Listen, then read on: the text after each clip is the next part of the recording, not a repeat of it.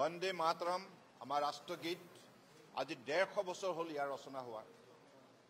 মই এই মুহূৰ্তত যিগৰাকী মহান সাহিত্যিকে দেশভক্তই এই গীত ৰচনা কৰিছিল বংকিম চন্দ্ৰ চেটাৰ্জী, তেখেতক মই গভীৰ শ্ৰদ্ধাঞ্জলি জ্ঞাপন কৰিছোঁ।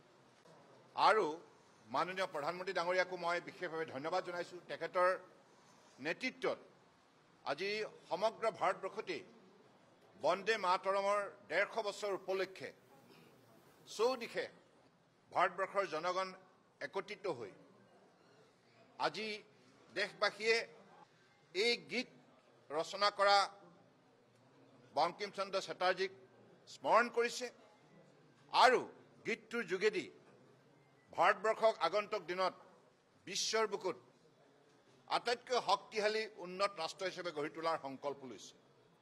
কাৰণ আপোনালোকে জানে এই গীত ৰচনাৰ জৰিয়তে সমগ্ৰ ভাৰতবৰ্ষতেই মানুহৰ মনত এটা শক্তিশালী আধ্যাত্মিক চেতনা, ভাৰত মাতাৰ প্ৰতি সমৰ্পিত ভাৱনাৰে প্ৰতিগৰাকী ভাৰতীয়ই নিজৰ ৰাষ্ট্ৰীয় কৰ্তব্য নিষ্ঠাৰে পালন কৰা আৰু এই গীতৰ পৰা অনুপ্ৰাণিত হৈ ইংৰাজৰ বিৰুদ্ধে স্বাধীনতা সংগ্ৰামত প্ৰতিগৰাকী ভাৰতীয়ই নিষ্ঠাৰে আত্মনিয়োগ কৰা আৰু ভাৰতবৰ্ষৰ বুকুত বিৰাজমান সাংস্কৃতিক, সামাজিক, ভৌগোলিক, আধ্যাত্মিক যিমানবিলাক শক্তি, এই শক্তিবিলাকৰ সন্দৰ্ভত মানুহে এটা সঠিক চেতনা লাভ কৰা।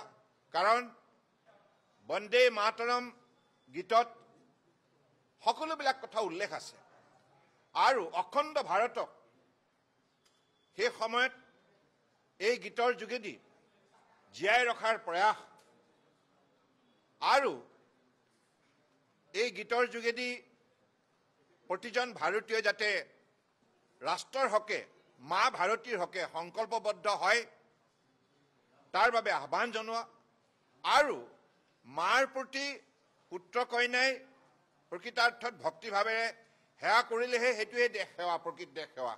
গতিকে এই গোটেইবিলাক বাৰ্তা লৈ ভাৰতীয় প্ৰতিগৰাকী ব্যক্তিয়ে বিশেষভাৱে উৎসাহিত হৈছিল, প্ৰেৰণা পাইছিল আৰু আমাৰ ৰাষ্ট্ৰগীতৰ যোগেদি ভাৰতবৰ্ষৰ একতা, অখণ্ডতা আৰু সাৰ্বভৌমত্বৰ সন্দৰ্ভত সেই সময়ত চেতনা প্ৰদান কৰিছিল।